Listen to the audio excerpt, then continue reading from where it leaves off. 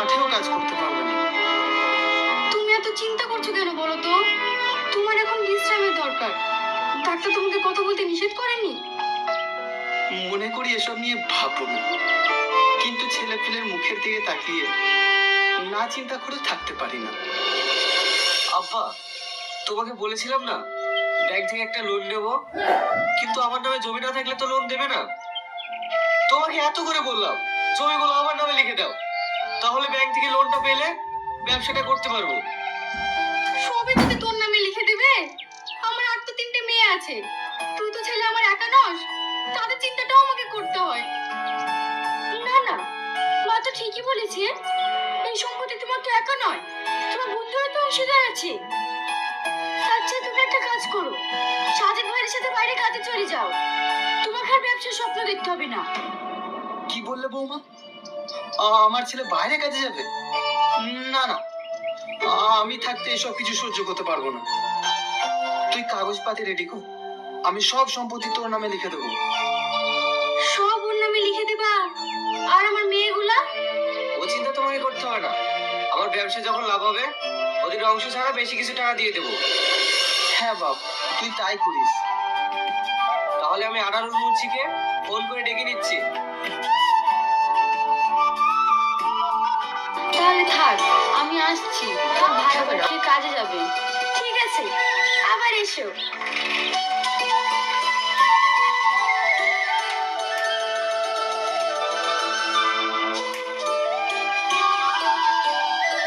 এই সালমা, তোর বাপ কি করেছে শুনেছিস? কেন, কি করেছে? তোর বাপ মরেও গেছে, আবার আমাদেরকে মেরেও দিছে। এসো, তুমি কি বলছো?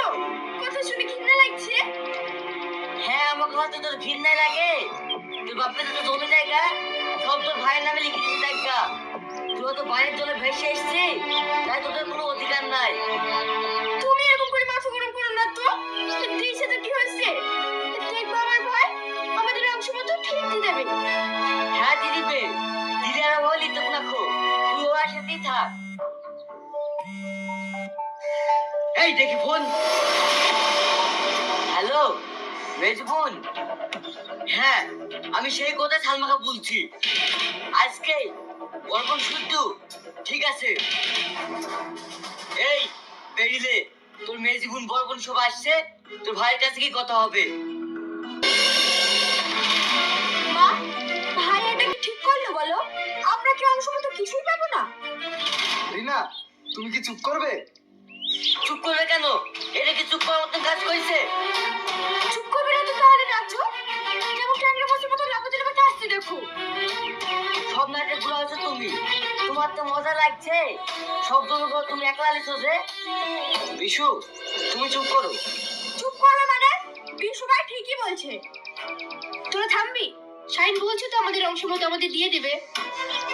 শোন, তোরা আর এই নিয়ে ঝামেলা করিস নি, যে দিয়ে গেছে সে তো আর নেই। দেখিস তোর ভাই তোদেরকে ফাঁকি দেবে না। সব শালাকে আমার চিনা আছে। এই সালমা বেরিয়াই, এই বাড়িটার এক মুহূর্ত থাকবো না। সব সময় তোমার মাথা গরম হয়ে থাকি। এই তো আসলাম, মার সঙ্গে দুটো কথা বলবো, তারপরে তো যাবো।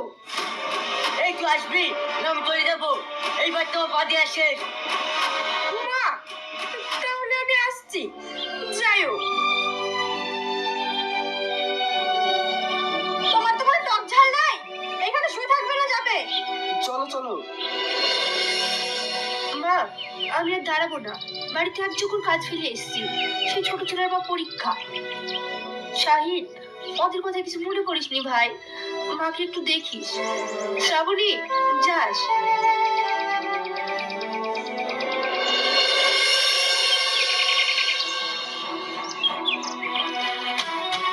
তোমার বোন দেখেছে ভালো ভালো করতে, দেখেছো তোমার বোনটা কেমন মিটিং করতে এসেছিল?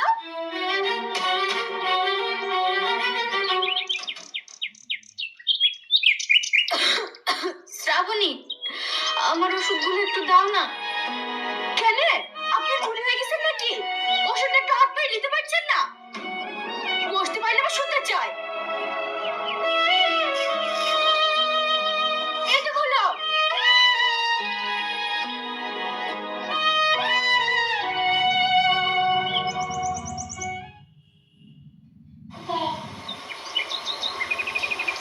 কি গো, তোমার আবার কি হলো?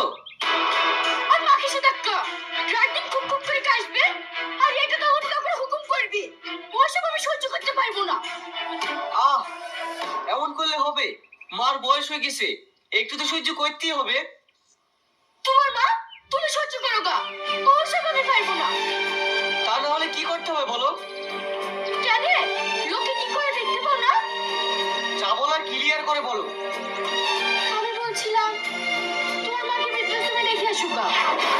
এ কি বলছো তুমি? হয়তো জমজাদের মাকে রেখে এসেছে, হয়তো বেশ ভালোই আছে। না না, এটা ঠিক হবে না। লোকে কি বলবে? তাহলে তুমি তোমার মাকে নিয়ে থাকো, হয় এই বাড়িতে আমি থাকবো, নয়তো তোমার মা থাকবে। আমি বলে দিলাম। শাহিন, তুই আর এই নিয়ে ঝামেলা করিস না। বৌমা যেটা বলছে তাই কর, ওখানে আমি ভালোই থাকবো। তোদেরকে আর আমাকে নিয়ে ঝামেলা করতে হবে না। মা, শোন, আমি ওখানে গেলে তো পর হয়ে যাচ্ছি না? তুই চাস না আমি ভালো থাকি? তুই আমাকে কালকেই রেখে আয়। ঠিক আছে মা, তাই হবে।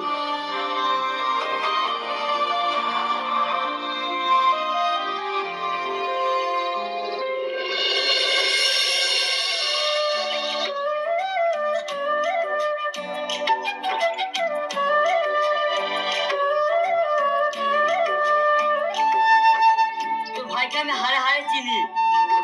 কেন, কি হয়েছে আমার ভাইয়ের? যে মা খেয়ে না খেয়ে কোলে পিঠে করে মানুষ করেছে, আর সেই মাকে বৃদ্ধাশ্রমে রেখে এসছে, আর সে দেবে তোকে জমি। এসব কি আবার তোমার বকছো তুমি? আমি আবার কেবল বকছি নি, তুই নিজে কি দেখে আইগা। তাহলে তুমি শুধু চলো, কি দেখে আসি কি? তোর ওই ভাইয়ের বাড়িতে আমি আর জীবনে পাঠাবো না। ভাইয়ের বাড়ি না, ওই আশ্রমে কি মাকে দেখে আসি কি? তাহলে যেতে হবে একদিন।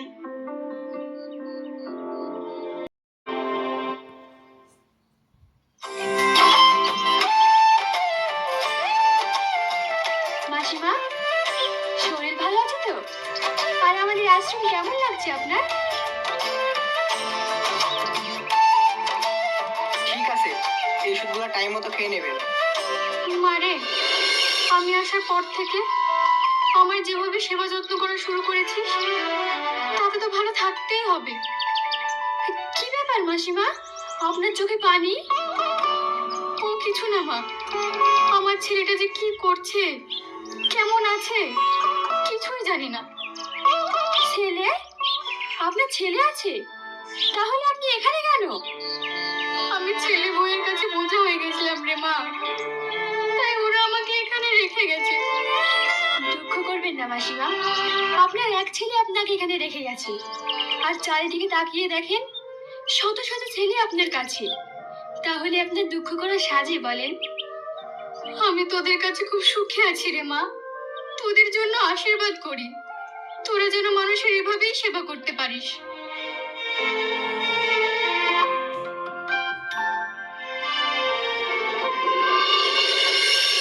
শাহিন বাবু বাড়িতে আছেন? বাইরে আসুন। কি ব্যাপার অফিসার, আবার বাড়িতে পুলিশ? আপনি যে জমি দলিল দিয়ে লোন নিয়েছিলেন, সেই টাকা দেওয়ার সময় পার হয়ে গেছে, আর আমাদের অফিস থেকে দুজন লোক এসেছিল, তাদেরকে আপনি অপমান করেছেন, সেই কারণে আপনার সিভিল খারাপ হয়ে গেছে। তাই আপনার ব্যাংক আর সময় দেবে না। আপনার যত সম্পত্তি সব ব্যাংকের নামে নিলাম হয়ে গেছে। স্যার, আমাদের এত বড় ক্ষতি করবেন না। না না, আমাদেরকে এসব বলে লাভ হবে না, আমরা তো কর্মচারী, আমাদেরকে অর্ডার মতো কাজ করতে হবে। শাহিন বাবু, এখানে একটা সই করে দিন।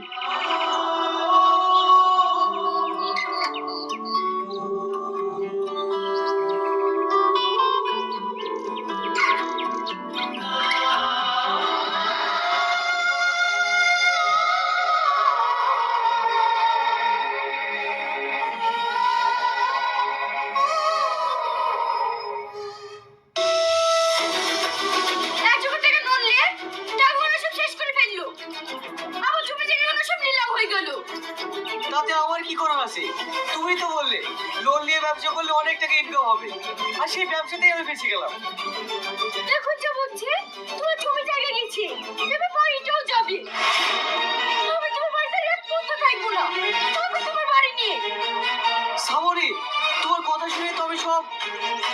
আর তোমাকে আমার কথা শুনতে হবে না, আমি এক্ষুনি বাড়ি ছেড়ে চলে যাচ্ছি।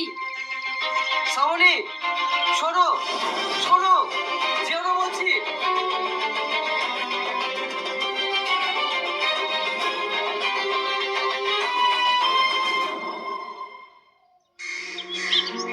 সূর্য, মায়ের অবস্থা খুব খারাপ, তুমি একটু বিশুকে ফোন করে শাইনকে ডাকতে বলো।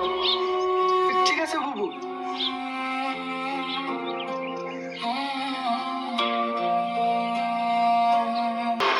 সালমা, তুমি তাড়াতাড়ি বেরিয়ে যাও, মায়ের অবস্থা খুবই খারাপ। সূর্য ভাই ফোন করেছিল। হ্যাঁ? মায়ের অবস্থা খুবই খারাপ। ঠিক আছে, আমি যাচ্ছি। ভাই, সালমা, আমার সব শেষ হয়ে গেছে রে বোন। কেন ভাই, কি হয়েছে? আমার জমি থেকে সব নিলাম হয়ে গেছে, তাই শ্রাবণীও আমাকে ছেড়ে চলে গেছে। ঠিকই আছে, সারাদিন বউ বউ করে পাগল হয়ে থাক থাক, এবার হয়েছে। ওগো, তুমি থামবা। ভাই, তুই তাড়াতাড়ি চ, সূর্য ভাই ফোন করেছিল, মায়ের অবস্থা খুবই খারাপ। মায়ের অবস্থা খুব খারাপ। ঠিক আছে, তুই এক্ষুনি রেডি হইলে। মা, মা গো, তোমার কিচ্ছু হবে না। এই দেখো, আমরা সবাই চলে এসেছি। শাহিন, তুই এসেছিস বাবা? ভালো আছিস মধু? তুমি কোনো চিন্তা করো না, তোমার কিচ্ছু হবে না, আমরা তোমাকে বাড়ি নিয়ে যাব। না রে মা, আমি এখানে খুব ভালোই আছি, আমি এই আশ্রম ছেড়ে কোথাও যাব না। যতদিন বাঁচবো আমি এই আশ্রমেই থাকতে চাই। তোরা ভালো থাকিস মধু। না, তোমাকে এখানে আর এক মুহূর্ত রাখবো না। তুমি আমাদের সঙ্গে এক্ষুনি চলো। মাসিমা, আপনার ছেলেমেয়েরা যখন আপনাকে নিতে এসেছে, আপনি যান। কিন্তু তোদেরকে ছেড়ে আমি? আপনি যান, মাঝে সাঝে আমরা গিয়ে দেখে আসবো। ঠিক আছে মা, তোরা ভালো থাকিস, আর আপনারাও ভালো থাকবেন। এটা তো একটা বৃদ্ধাশ্রম নয়, এটা একটা আনন্দ আশ্রম।